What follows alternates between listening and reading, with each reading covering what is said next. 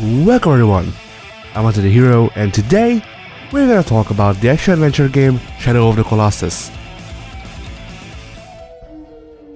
Released in Japan as Wanda and the Colossus, originally developed by Sony Computer Entertainment Japan and Team Ico, and published by Sony for the PS2 in October of 2005 in NTSC and February of 2006 in PAL regions. It also got a remake developed by Bluepoint Games released in February of 2018 for the PS4, which is the version I've played. The game follows Wander, a boy wielding a sword of legend on his quest to bring a girl back to life. To achieve this, he must travel to a forbidden land and slay large beasts called Colossi, while working with the local god figure Dormin.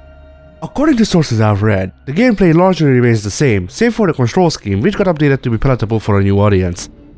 The game features certain amounts of realism unprecedented even today outside of the survival genre. Wander can trip and fall on just about anything. When he does, he doesn't just pop up, he takes his time to get up like a person who just ate shit would. And he doesn't have big sword combos, he just swings the thing around nigh aimlessly. All of which are explainable by lore because Wander is, after all, just a random peasant boy that wanted to play hero. Another bit of realism is the horse controls, because unlike how most games just give you full controls of the horses your character may ride, Aggro has his own will, and you don't control where he turns but his reins, so there is some small delay between your input and Aggro turning because he has to process the information. All of that being said, I'm not of the opinion that realism makes right. In fact, I'm probably a bit more on the opposite side. So how about we dive into the issues that the amount of realism causes in this game? Well, for one, tripping and falling on random things gets annoying on the long term, but it's not a big enough thing to actually ruin anybody's experience. The wake up animation, on the other hand, does become tiring pretty quickly in two spaces specifically. You see, with most Colossi, the time it takes you to get up shouldn't bother you too much because you have time to get up. Not in the boar fights though. If they get you in a bad place, it's pretty hard to get out, which can be quite frustrating at times. Aside from the two boar fights, the game has some pretty fun and imaginative boss fights, such as having to do with the horse, shooting the sand serpent in the eye to make it vulnerable, or being a general pest to the building boss so you can scale it.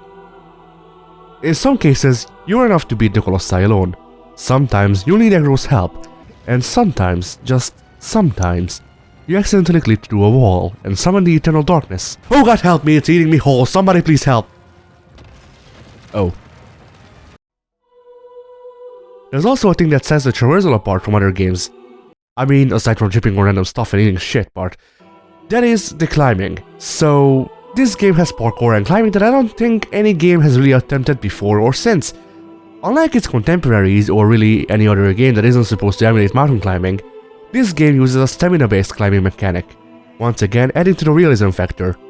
As you progress through the game, your health and stamina will increase, which means that you will be able to climb the Colossi for longer. But here's where we get into the nitty-gritty, because just this climbing mechanic alone wouldn't be anything special really. It's when you combine it with the realistic fur movement and interactions between Wander and the Colossi Remy regions that the climbing mechanic really starts to shine. And be fun, despite of the stamina. A thing that ties into here as well is the exact way you kill the Colossi, which is stabbing them with their equivalent to a toothpick.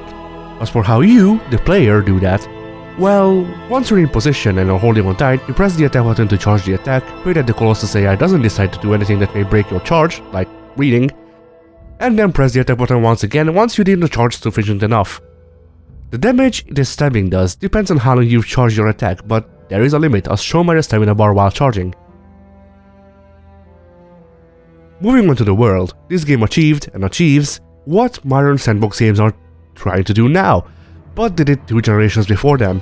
This is to say that the world is vast and empty and full of jack shit to do aside from collecting stuff maybe. The big difference between this game's world and a new open world game's world is that Shadow of the Colossus' world is a forsaken land that was abandoned ages ago, so kinda makes sense to not have a lot of things going on and to only have Aggro and the Colossi around you. The PS4 version also features a photo mode that has its limitations but is still quite a lot better than nothing.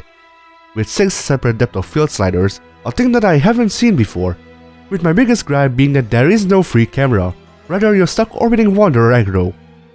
I went ahead and took the same picture I take in every game with photo mode where it is possible, and I think it got pretty close. I especially liked how this game's filters can just be manually adjusted to fit your vision better, whereas usually they are just a tint on-off switch. Speaking of filters, they're not just for photo mode or just for reminisce mode for when you want to fight the Colossi again. which in the previous releases was actually the only way to have filters on your gameplay. But now you can add any of the photo mode filters to your normal gameplay as well. Now, from what I could tell this time, it is just a tint on-off button, but with options for film grain. And I'll admit, I didn't really use this feature, but I can see its use in making videos or to spice up how the game looks. Speaking of, the game looks good and the sounds are fine, with a fittingly epic soundtrack. But I think it's time we wrapped it up, so let's summarize things. Shadow of the Colossus does a lot of good, but has its pitfalls with a couple of things, in the name of realism or otherwise. But it is still quite the experience and completely enjoyable. The amount of what I'd describe as nearly aimless horseback riding might deter some people like me who don't enjoy that type of gameplay, but it is worth sticking with it for the imaginative boss fights. Overall, I'd say I enjoyed Shadow of the Colossus even if I wasn't as amazed by it as most others. It is most certainly a good game. I hope you enjoyed this video, and with that, goodbye.